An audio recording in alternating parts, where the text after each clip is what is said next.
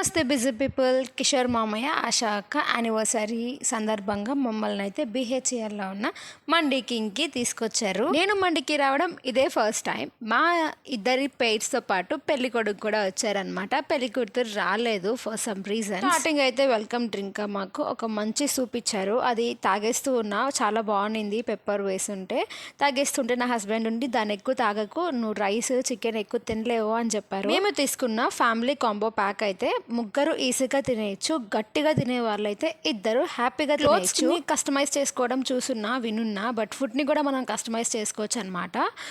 రైస్ని స్పైసీగా కావాలా లేకపోతే మోడరేట్గా కావాలా అని చెప్పి మనల్ని అడిగి మన రిక్వైర్మెంట్స్కి తగ్గట్టుగానే వేస్తున్నారు. అండ్ ఇక్కడ మేము ఒక రీల్ చేసాము, అదేంటో మీరు కమెంట్ చేయండి. ఆల్రెడీ మీరు చూసే ఉంటారు. యానివర్సరీ అయ్యి 10 days అవుతుంది, బట్ నేను ఇప్పుడు పోస్ట్ చేస్తున్నా happy anniversary both of you and thank you so much for your treat. ఈ డైలాగ్స్ గుర్తొస్తే టు కామెంట్